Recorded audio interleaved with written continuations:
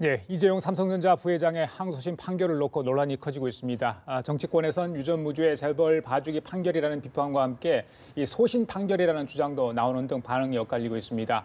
한편 검찰이 이명박 전 대통령을 국정원 특활비 의혹의 주범으로 규정하면서 이 전 대통령에 대한 소환 조사가 가까워지고 있다는 분석이 나오고 있습니다. 이 시간 양문석 공공미디어연구소 이사장, 김우석 미래전략연구소 부소장, 김광삼 변호사 세 분 모시고 정치권 이슈들 짚어보도록 하겠습니다. 안녕하십니까? 네, 안녕하세요. 어서 오십시오. 예. 자, 어제 아마 이 시간쯤 되지 않을까 싶습니다. 이재용 삼성전자 부회장의 항소심 선고 결과가 나왔습니다. 징역 2년 6개월, 집행유예 4년이 나오지 않았습니까? 네. 그리고 석방이 됐습니다. 구치소에 들려서 삼성 서울병원을 들려 이건희 회장을 방문하고 자택으로 귀가하는 모습까지 저희들이 방송을 해드렸는데 먼저 김 변호사님께 여쭤볼게요. 만 하루가 지났는데 네. 지금 법조계에서는 어떻게 보고 있습니까? 반응이 굉장히 궁금하거든요. 근데 법조계 내에서 뭐 다 개인적 의견이 다르기 때문에 예. 법조계 의견이 뭐 일률적으로 어떻다 얘기할 수는 없어요. 그런데 제가 개인적인 생각으로 어제 판결을 요약하자고 한다면 첫 번째는 증거에 있어서 굉장히 아주 엄격성을 요구했다 이렇게 볼 수 있습니다. 그러니까 어떤 유죄의 증거를 쓰는 데 있어서도 이게 엄격하게 보느냐 아니면 상당히 느슨하게 보느냐에 따라서 유죄 문제가 굉장히 갈리거든요. 예. 근데 엄격하게 볼수록 무죄가 나올 가능성이 크죠. 예. 그래서 항소심 재판부는 일단 증거에서는 굉장히 엄격성을 요구했고 근데 두 번째는 양형에 있어서는 상당히 관대했다. 이렇게 두 가지로 요약할 수 있을 것 같아요. 그래서 예. 아마 법조계에서 물론 집행유예를 나올 수 있는 가능한 범위 내에는 있었습니다. 1심 판결 기준을 보면. 예. 그렇지만 집행유예가 나올 것이라고 예측하는 법조인은 그렇게 많지 않았을 것이다. 예. 저는 그렇게 봐요. 그렇기 알겠습니다. 때문에 특히 뇌물죄에 있어서 굉장히 인정된 부분이 협소하고 또 나머지 부분 대부분이 무죄가 나왔기 때문에 예. 그 부분에 상당히 이제 논란이 되고 있는 거죠. 어제 이재용 부회장 구치소로 나오면서 과연 어떤 얘기를 할지 저희들이 많이 궁금했는데 짧게 얘기를 했습니다. 잠시 들어보고 가겠습니다. 들려주십시오. 거의 1년 만에 풀렸는데 신경 한 말씀 해주세요. 여러분들께 좋은 모습 못 보여드린 점 다시 한번 대단히 죄송하게 생각하고 있습니다. 1년 동안 저를 돌아볼 수 있는 정말 소중한 시간이 되었습니다. 앞으로 더 세심하게 살피고 열심히 하겠습니다. 예, 이사님. 단도직입적으로 여쭤볼게요. 네. 재벌 봐주기 재판이다. 특히 민주당 쪽에서 반발이 좀 거센 것 같습니다. 어떻게 보세요? 같은 부장 판사에 의한 한명숙 전 총리의 판결과 그다음에 이재용 부회장의 판결에 대한 분노가 상당히 이제 엉켜 있는 거죠. 그렇기 때문에 이번 판결 자체에 대한 구체적인 내용보다는 같은 판사의 두 정치적 사건에 대한 판결에 대해서 어떻게 이렇게 다를 수가 있냐. 이제 이 측면들이 가장 크고요. 그래서 지금 심지어는 일부 반발하는 국민들 같은 경우에는 서울고법부장 파면 청원을 지금 하고 있고, 예, 맞습니다. 그리고 이제 고법 같은 경우에는 그 파면 청원에 대해서 어떤 대응도 하지 말라라는 자제령이 이제 떨어져 있는 상황이기 때문에 국민들 입장에서 징역 5년에서 집행유예로 바뀌는 과정에 대한 충분히 납득할 수 있는 내용들이 있었는가. 예. 이제 이 부분들에 대한 평가가 정확하게 이제 나와야 되는 거거든요. 예. 그런데 어쨌든 당혹스럽다. 그리고 고법 부장 판사의 판단 자체가 과연 형평성이 있느냐. 예. 예를 들면 보건복지부 장관이었던 문영표 씨가 실제 징역을 살고 있지 않습니까? 이 똑같은 관련 사건에 있어서 징역을 살고 있는데 이 부분에 대해서 그럼 어떻게 설명할 것이냐. 그러면 앞서 김 변호사 이야기했는데 개별 판사의 부분과 그다음에 다양한 법조인의 판단과 그다음에 국민들이 판단하는 정서와 이러한 부분들이 각각 개별적이라 할지라도 최소한의 법 판결에 있어서는 최소한의 일관성과 그다음에 공통분모를 가지고 있어야 되는데 이번 판결에 있어서 공통분모는 무엇인가에 대한 부분에 대해서 납득하기 힘들다. 알겠습니다. 이런 자, 부사님, 일단 야당 쪽에서는 재판 결과를 환영하는 입장인 것 같아요. 특히 자유한국당은. 네. 왜 그렇습니까? 일단은 공격 대상이 이재용 부회장이기도 하지만 결국은 박근혜 전 대통령과 뭐 이렇게 전구 정권이 대상인 예. 거 아니겠습니까? 그런 면에 있어서 전체적인 흐름을 봤을 때는 이 부분에 대해서는 증거에 충실하게 해라라고 계속 요구했던 거고 그것이 일정 정도 반영이 되는 결과가 나왔기 때문에 예. 환영한다고 얘기를 한 것 같은데 예. 지금 뭐 정치권 반을 보면 한국당과 민주당을 양극단으로 해가지고 좀 바른정당은 사법부를 존중한다라고 하면서 약간 그 애매하긴 하지만 한국당하고 좀 가깝고 국민의당 같은 경우는 그게 국민이 납득하겠느냐라고 예. 하면서 좀 거기도 애매하기는 하지만 민주당하고 좀 가깝단 말이죠. 그래서 이게 정치적 스펙트럼과 굉장히 유사한 반응이 나오고 있다라고 예. 하는 면에서 우리가 정치적으로 해석해 볼 필요가 있다고 생각을 하고요. 예. 아까 그 얘기했듯이 제가 지금 보니까 이재용 부회장 인터뷰를 보니까 들어갈 때에 비해서 나올 때는 굉장히 단단해져가지고 나온 것 같습니다. 그래요? 예, 예. 그래서 저 단단해진 게 어떻게 표출이 될지 국가를 위해서 또는 기업을 위해서 어떻게 표출이 될지라고 하는 부분들이 재판 못지않게 굉장히 중요하다라고 하는 생각이 들어서 예. 저게 긍정적인 방향으로 예. 좀 잘 살피겠다라고 예. 하는 게 건전하게 문화도 기업 문화도 하고 또 경쟁력도 계속 진작시키고 예. 이런 쪽으로 가는 게 좋을 것 같은데 예. 그쪽으로 갈지 안 그럴지는 앞으로 좀 지켜봐야 할 것 같고요. 지금 형평에 대해서 많이 말씀을 하셨는데 이거는 형평의 문제라기보다는 확실하게 증거주의라고 하는 거죠. 예, 그래서 예. 아까 뭐 변호사님 말씀하셨지만 이 부분에 대해서는 증거가 다르기 때문에 증거의 비중이 다르고 증거를 어떻게 선택하느냐 이거의 그 정도가 다르기 때문에 예. 일반적인 다른 사건과 형평을 얘기하기는 좀 무리가 있는 거 아닌가라는 예. 생각이 듭니다. 김 변호사님 무죄는 아니지 않습니까? 그렇죠. 집행유예입니다. 이걸 또 무죄라고 오해하는 분들이 있던데 무죄가 아니라는 점 분명히 이야기를 해드리고요. 많은 분들이 이 부분에도 관심을 갖고 있더라고요. 그 증거 관련해서 안종범 전 수석의 이 수첩 이게 사실 수목건이 됐었는데 인정을 하지 않는 부분에 대해서 어떻게 봐야 될지 이후에 다른 재판에도 영향을 미칠지 그 부분에 굉장히 관심을 갖는 분들이 많습니다. 이제 안종범 수첩에 대해서 우리가 예. 이제 스모킹건이라는 얘기를 많이 했잖아요. 예, 예. 그러니까 안종범 전 수석의 어떤 증거 능력, 또 신빙성에 관한 문제에서 이제 항소심 재판부에서는 이걸 받아들이지 않았어요.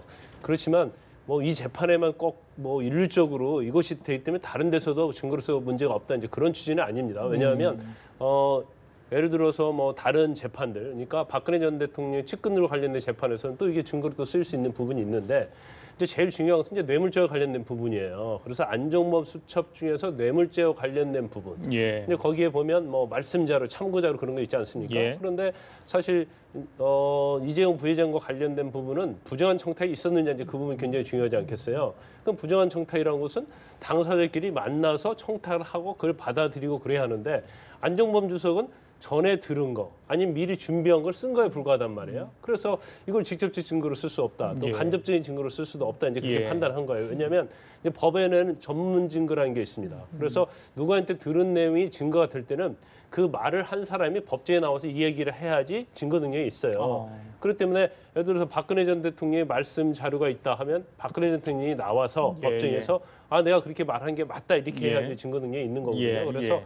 뇌물죄와 한정해서는 이제 그 부분이 예. 증거로 인정할 수 없다는 거고 또 하나 약간 이제 안종범 전 수석의 그 내용 중에서 약간 신빙성이 없는 부분이 있었어요. 어떤 예, 부분이냐면 재벌 총수들을 만난다고 해서 며칠 날 누구, 며칠 날 누구, 며칠 날 누구 이렇게 했거든요. 예. 그런데 예를 들어서 LG 총수 같은 경우에는 17일 날 만난다고 했는데 실제로는 21일 날 만났어요. 그러니까 자료가 좀 틀리죠.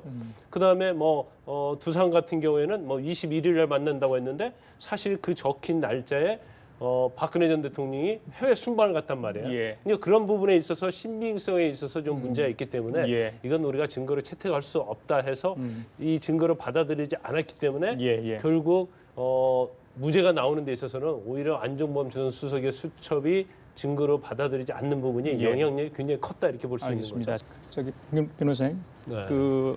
또 하나 궁금한 게 어제 이제 판결 결과가 최순실 씨와 박근혜 전 대통령의 재판에 어떤 영향을 줄 것인가. 아무래도 그때 5가지 혐의 내용의 범죄 사실이 많이 좀 바뀌다 보니까 이게 유리한 건가? 아니다. 이건 저 별개의 문제다. 뭐 이렇게 주장이 있던데 어떻게 보십니까? 일단 이제 항소심 판결에서 뇌물을 줬다는 사람이 무죄가 나왔잖아요. 예. 그리고 무죄의 범위가 굉장히 축소됐어요. 그러니까 이재용 부회장과 관련된 부분은 뇌물과 관련된 부분이 최순실, 박근혜 전 대통령 관련된 부분은 아니었어요. 그래서 뭐 일단 미르나 K스포츠 재단은 1심, 2심 다 무죄됐잖아요. 동계스포츠 영재재단과 관련 부분도 1심은 유죄, 2심에서 무죄됐어요. 그다음에 승마와 관련된 부분은 반절 정도밖에 유죄가 되지 않았기 때문에 최순실 씨나 박근혜 전 대통령도 결국은 이제 항소심 판결을 그대로 전제로 하는 걸 얘기하는 겁니다. 예, 예. 다른 판결이 나올 수 있어요. 예, 예, 그렇죠. 그냥 그게 그대로 영향을 받는다고 하면 최순실 씨나 박근혜 전 대통령한테는 굉장히 많은 범죄 사실이 무죄가 날 가능성이 크죠. 그래서 이재용 부회장이 유죄난 부분만 되기 때문에 예. 사실은 굉장히 유리했다고 보는 측면이 좀 있을 수 있고요. 예. 그렇지만 또 하나 약간은 불리한 측면은 예. 36억을 유죄로 하면서 이것은 박근혜 전 대통령이 삼성의 임직원을 겁박했다 이렇게 맞습니다. 얘기를 예, 했기 예, 때문에 예, 예. 적극적인 뇌물 요구자라고 이렇게 단정을 했어요. 예. 그러면 지금 박근혜 전 대통령 재판보다 마찬가지고 이재용 부회장 항소심 재판보다 마찬가지고 기록에 보면 아주 죄질이 불량하게 돈을 요구한 측면이 있는 것으로 보입니다. 예. 그렇기 때문에 재판부도 단적으로 이렇게 얘기를 했겠죠. 예. 그래서 이제 그런 면은 박근혜 전 대통령이나 최순실에게 굉장히 불리하게 영향을 미칠 수 있죠. 예, 법적인 부분이라 우리 김 변호사님께 하나 더 여쭤봐야 될 것 같습니다만 이제 특검의 그 결과를 보고 나온 특검의 반응을 보면 굉장히 놀랐던 것 같습니다. 뭐 편파, 무성의 면죄부 판결이었다. 굉장히 반발을 많이 하고 있는데 상고를 하겠다고 밝히지 않았습니까? 글쎄요, 이 법률심에 대법원 가게 된다면 이게 뭐 증거를 새로 제출할 수도 있겠지만은 뭘로 다툴 수 있는지 만약에 이거 상고를 했을 경우에 특검 쪽에서 유리한 국면을 유지를 하려면 검찰 쪽에서 어떤 노력을 좀 해야 되는 겁니까? 아마 특검의 입장에서는 굉장히 깜짝 놀랐을 예, 거예요. 뭐 예. 아니면 경악을 했을지도 모르죠. 그런데 이제 대법원에 있어서는 예. 1심과 2심에서 나타난 증거 그런 걸 전체적으로 보고 예. 판단을 해요. 예. 그래서 대법원은 새로운 증거를 낼 수가 없습니다. 새로운 증거가 있으면 참고 자료를 내는 거예요. 그런데 제가 아까 예. 그 증거에서 엄격함을 굉장히 항소심 판결을 강조했다 그 말을 예. 얘기했잖아요. 예. 그래서 엄격해지면 무죄가 된다고 그랬어요. 근데 대법원에 가면 사실은 증거 가치 판단에 있어서 약간의 유연성 있게 하면 사실은 무죄 부분이 유죄로 바뀌어질 가능성이 크다고 봐요. 예, 예. 그리고 사실 이제 대법원 판사가 8월 달에 3명이 바뀝니다. 그리고 11월 달에 1명이 바뀌어요. 예, 예. 그러면 이 재판이 상당히 오래 끌 가능성이 있고 이번에는 소부에서 합니까? 전원 합의체에서 하게 됩니까? 아마 제가 볼 때는 전원 합의체 할 가능성이 많다고 봐요. 예. 그리고 전원 합의체로 하는 게 맞다고 봅니다. 그런데 이제 재판부에 변동이 있기 때문에 시간이 예. 좀 많이 끄는데 예, 예. 지금 이 사건 자체를 보면 굉장히 쟁점이 많아요. 그리고 범죄 사실이 많잖아요. 그렇기 때문에 적어도 대법원에서 그 중에 한두 가지에만 문제점이 있다고 판단을 하면 예. 반드시 파기환송하거든요. 그러면 항소심에 또 재판을 할 가능성이 굉장히 저는 높다고 보거든요. 예. 근데 파기환송 자체가 물론 이재용 씨에게 유리한 부분도 있고 불리한 부분도 있을 수 있어요. 예. 그렇지만 제가 볼 때는 이제 파기환송까지 될 가능성은 상당히 있다.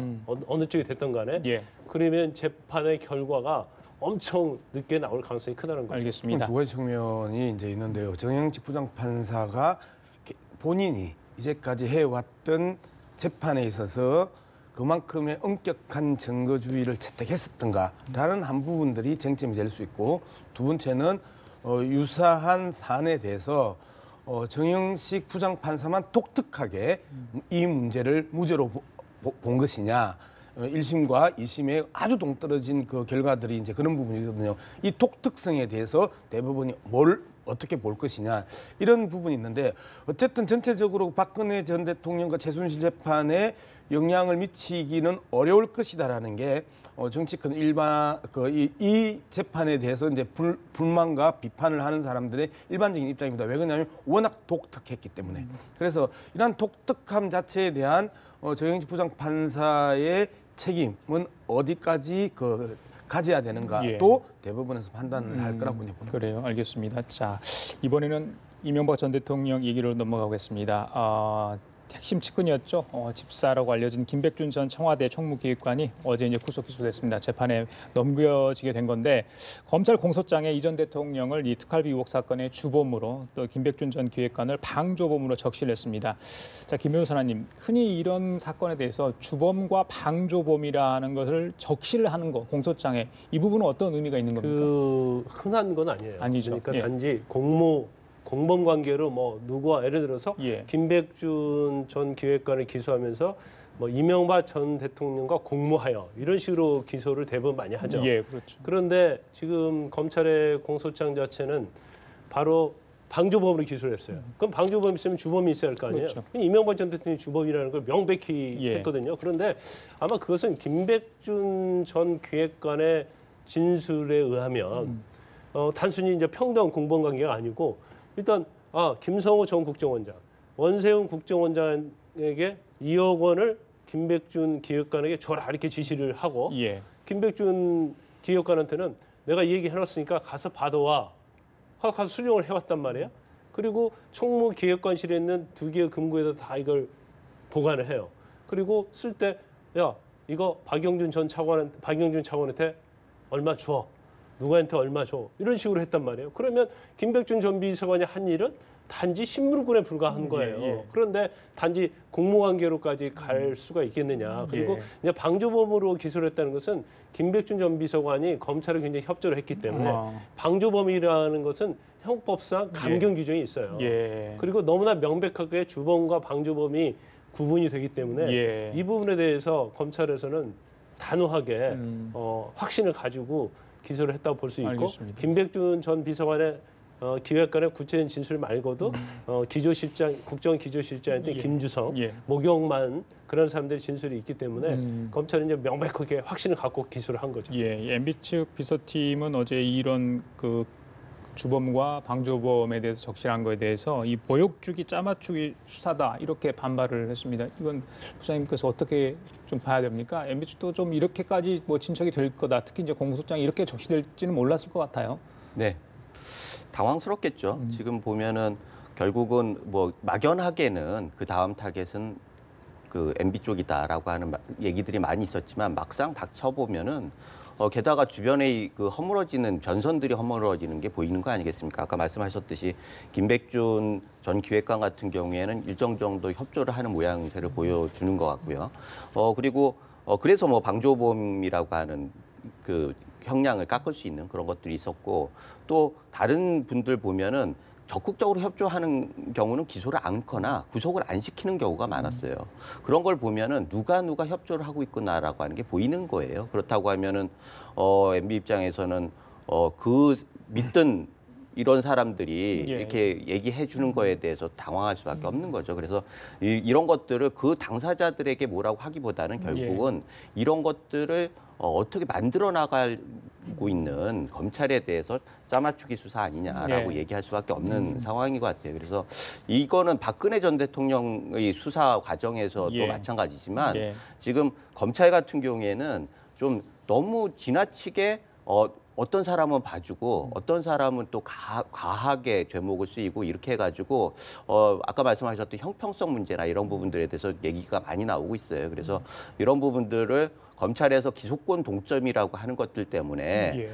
영장 청구의 독점이나 기소권 동점이라고 하는 것들을 활용해가지고 증인들에 대해서 일정 정도 딜을 하는 그런 것들로 활용하는 거 아니냐라고 하는 의구심이 많은 것 같고 예, 예. 그렇지 않기 위해서는 역시 공수처 같은 다른 견제 기구들이 좀 필요한 거 아니냐라고 하는 생각을 또 하게 됩니다. 검찰도 전직 대통령을 포토라인에 세우는 부분들 물론 혐의가 드러나고 뭐 이런 지금 뭐 측근들의 진술이 너무 많이 나오고 있는 상황인데 부담이 될 것 같아요. 상당히 부담이 크죠. 그래서 그 평창 올림픽 전에 사실상 소환해야 되는 상황이 평창 올림픽 후로 넘긴 게 검찰에서는 뭐 보다 더 탄탄한 수사를 이야기를 하지만 상당히 정치적 부담과 그다음에 여론의 그 변동이 크기 때문에 예. 평창 올림픽 뒤로 이제 넘긴 거거든요. 그리고 이제 계속해서 MB 측이 그 검찰이 적폐 조작을 짜깁기 한다. 그다음에 뭐 짜맞추기 수사한다. 이제 이렇게 이야기하는데 참 할 말은 아니거든요.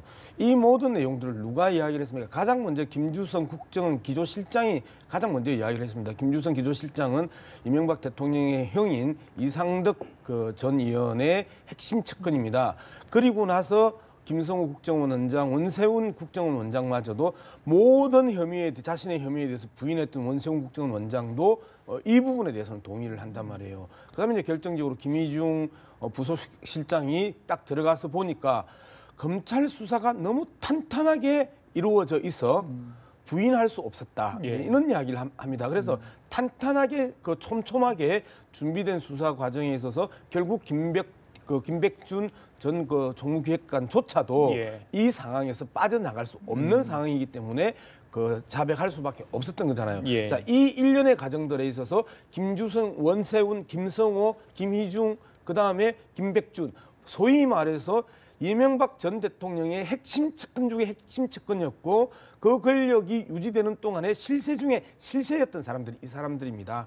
그러면 이들이 한 이야기를 어떻게 짜맞추기 거짓말이라고 할 수 예, 있겠습니까? 알겠습니다. 자, 마지막으로요. 이 검찰 성추행 사건 얘기 좀 하겠습니다. 서지현 검사 어제 피해 조사를 받았죠. 오늘 검찰 간부 은폐 의혹을 제기했던 임은정 검사가 참고인으로 불려가 조사를 자발적으로 간 거기 때문에 조사를 받고 있는 상황입니다. 그런데 임 검사 자신의 15년 전 있었던 성폭행 사건까지 이제 추가로 검찰 내부 게시판에 올린 것 같습니다.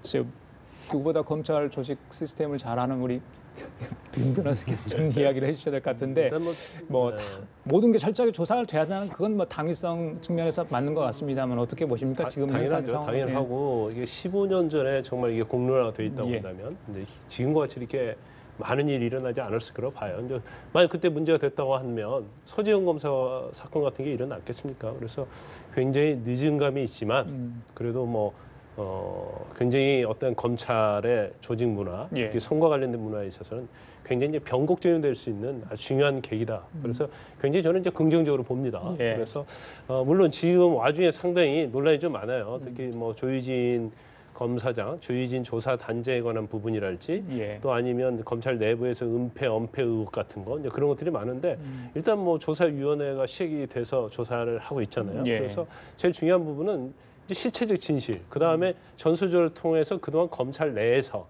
어느 정도의 어떤 이런 부분들, 부끄러운 부분이 일어났는가. 이제 그게 제일 조사하는 것이 급선무고 예. 거기에 따라서 기존에 아무리 공소시효가 지냈다 하더라도 책임이 있는 사람은 형사처벌이 될 것 아니면 징계가 될 것 당연히 처벌을 받아야 한다고 보는데 예. 무엇보다 중요한 것은 재발이 제일 중요한 거 아니겠어요. 예, 예. 그래서 이제 검찰 내에서 여검사들이 특히 30% 이상을 차지하면서 이러한 사건이 이제 더 빈발해질 가능성이 있단 말이에요. 그래서 이번 기회를 통해서 이제 예. 검찰의 어떤 상명하복, 거기다 폐쇄적인 부분 이러한 것들이 어떻게 보면 조직을 우선하고 예. 조직의 구성원을 무시하는 이제 그런 어떤 행태가 계속 이루어졌기 때문에 예, 조직이 잘 되려면 조직 구성원이 보호를 받아야 하지 않겠습니까? 그래야 열심히 일해야지. 내가 상사로부터 추행 당했는데 계속 검사로서 일하고 싶겠어요? 뭔가 불안하고 인사 불이익을 받지 않을까? 그런 생각을 하게 되면 사실은 일을 더 할 수가 없고 예. 거기에 대한 피해는 국민이 입을 수밖에 없거든요. 예, 그래서 예.